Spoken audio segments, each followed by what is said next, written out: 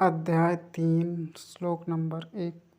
जैसी चेत कर्मणस्ते मता बुद्धिर्जनार्दन तत्किं कर्मणि घोरे मान्यो जैसी केशव। भावार्थ। अर्जुन बोले, हे जनार्दन, यदि आपको कर्म की अपेक्षा ज्ञान श्रेष्ठ मान्य है तो फिर हे केशव मुझे भयंकर कर्म में क्यों लगाते हैं। अध्याय 3 श्लोक नंबर 2। व्यामिश्रेणेव वाक्येन बुद्धिं मोहयासि मे तदेकं वद निश्चयेन श्रेयो अहमानुयाम्। भावार्थ। आप मिले हुए से वचनों से मेरी बुद्धि को मानो मोहित कर रहे हैं, इसलिए उस एक बात को निश्चित करके कहिए जिससे मैं कल्याण को प्राप्त हो जाऊं।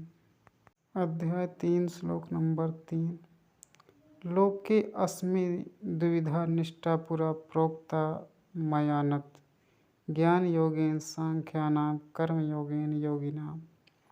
भावार्थ। श्री भगवान बोले, हे निष्पाप, इस लोक में 2 प्रकार की निष्ठा मेरे द्वारा कही गई है। उनमें से सांख्य योगियों की निष्ठा तो ज्ञान योग से और योगियों की निष्ठा कर्म योग से प्राप्त होती है। अध्याय 3 श्लोक नंबर 4।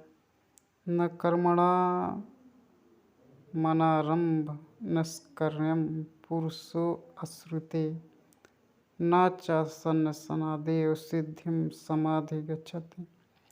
भावार्थ। मनुष्य न तो कर्मों का आरंभ किए बिना निष्कर्मता को यानी योग निष्ठा को प्राप्त होता है और न कर्मों की केवल त्याग मात्र से सिद्धि यानी सांख्य निष्ठा को ही प्राप्त होता है।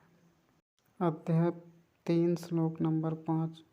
न हि कश्चिन्मपि जातुं तिष्ठत्य कर्मकृत् कारते रवसः कर्म सर्वः प्रकृतिजैर्गुणैः।